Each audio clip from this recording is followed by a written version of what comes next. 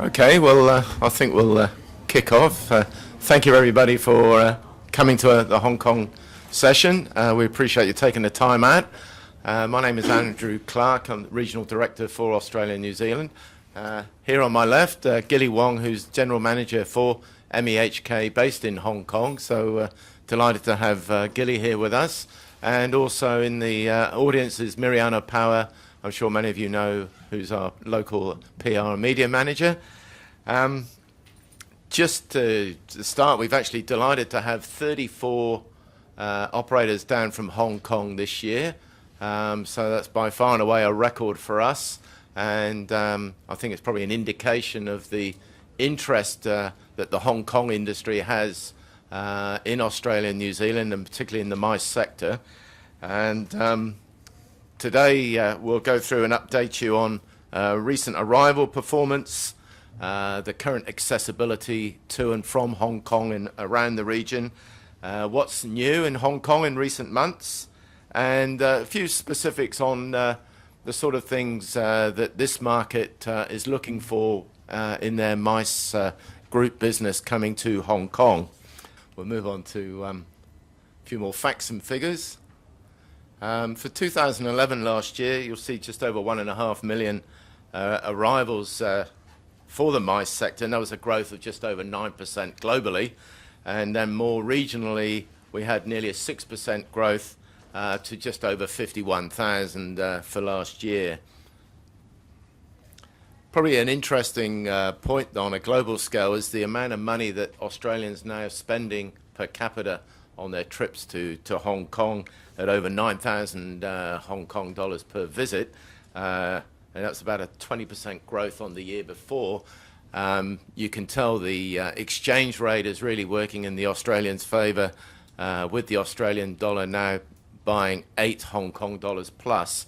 And that's certainly converted into that per capita spend, whether it's hotel upgrades, upgrading their dining options, even their length of stay, we've noticed has increased as well. So we understand that Australia is now the second largest spenders globally when in Hong Kong. So we hope that can continue. Mentioned in the video the accessibility globally, but locally we have 100 direct flights from all capital cities from Australia, a minimum of 14 a week from New Zealand, and that's more seasonal. It can be up to 21 and more.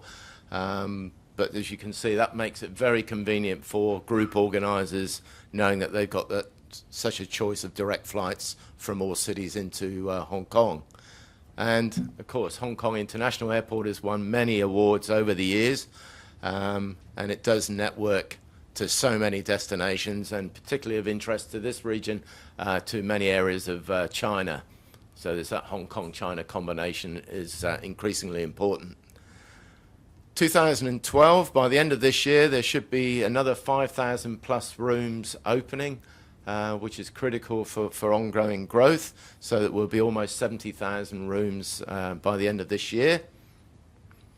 And of course, we have the 2 convention centres, the Hong Kong Convention and Exhibition Centre in Wan Chai on the Hong Kong Island, and Asia World Expo next to the airport on Lantau.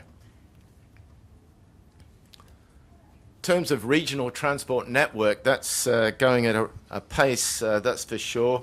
The Guangzhou, Shenzhen, Hong Kong Express Rail Link, that's happening right now, and the high-speed rail between Guangzhou and Shenzhen, which is an extension of the Wuhan-Guangdong high-speed rail, opens later this year, second half of this year, and that will cut the travelling time between Guangzhou and Hong Kong down to 1 hour, and Guangzhou to Shenzhen just to 30 minutes. And then later, 2015 is when that fast rail link will finally come to Hong Kong, and that will really open up the Guangdong region by rail. There's also the highway, Hong Kong-Zhuhai-Macau Bridge, scheduled to be completed in 2016. And that will make drive time into Western Guangdong down to 60 minutes. So they'll be connecting intercity highways, and you can just imagine then opening up considerably the hub, if you like, around Hong Kong and southern China. And that's of growing interest to this region, that's for sure, both leisure and MICE.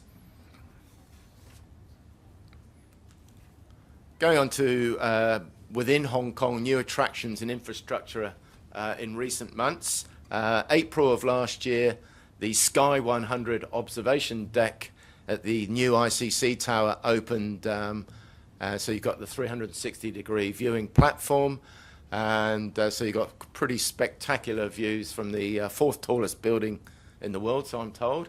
And then above that 100th floor sky deck is the Ritz-Carlton Hotel for the top 18 floors of the building, and claims to be, and I believe it's correct, the tallest hotel in the world at the moment.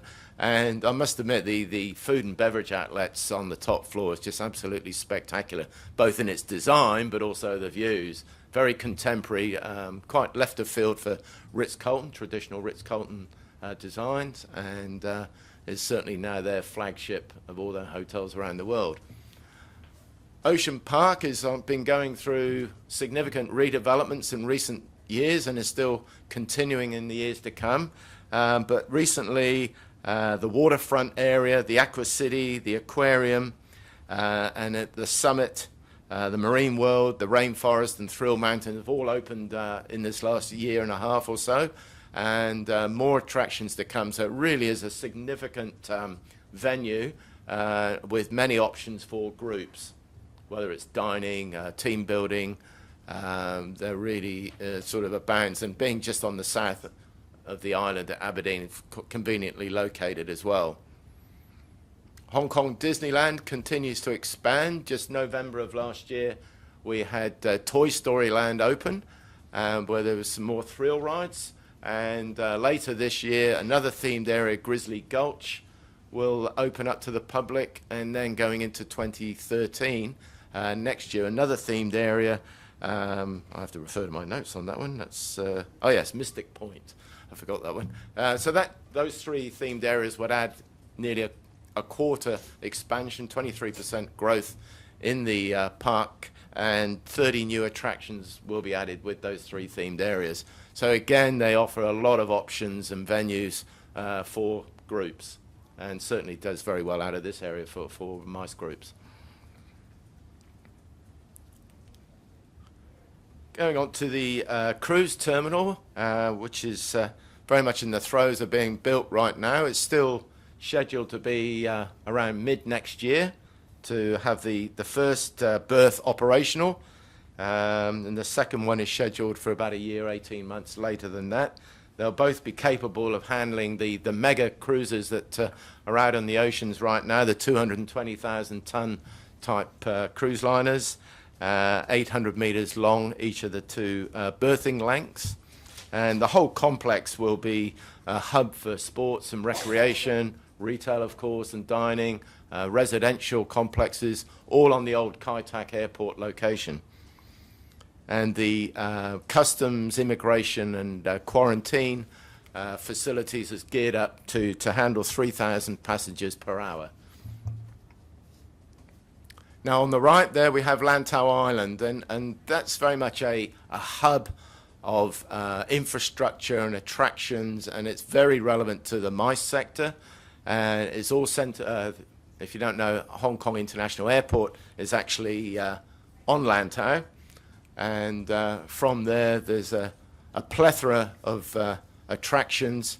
Some of those more significant ones for this market would be the Nom Ping 360 cable car and village in the giant Buddha and the Polin Monastery, Disneyland, of course, and Asia World Expo. It's a number of hotels, the Regal Airport, the Novotel Citygate, the two at Disneyland, all make up significant infrastructure, and it's something that we've sort of promoted as a destination, if you like, within the Hong Kong destination.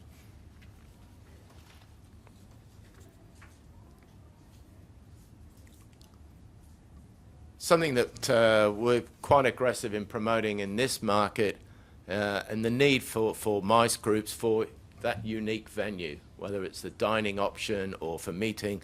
They really like to have something that's unique and I guess represents the destination.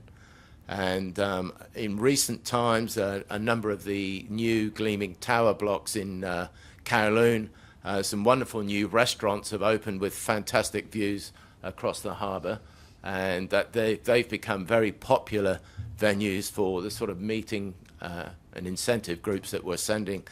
Most of our groups are up to about 300 or so to Hong Kong out of Australia and New Zealand. So these sorts of venues are ideal. Quite recently, the 1881 Heritage opened up after several decades, I think, of being closed. It's the old maritime police venue right almost at Star Ferry on Kowloon, and they've got a wonderful range of venues there for meeting groups, some sensationally themed restaurants that I recommend you all go to Hullet House at 1881 when you're next in Hong Kong. Crown Wine Cellars is another interesting venue on the south side of the island. And then, as the video mentioned, team building activities, I guess quite unique to Hong Kong.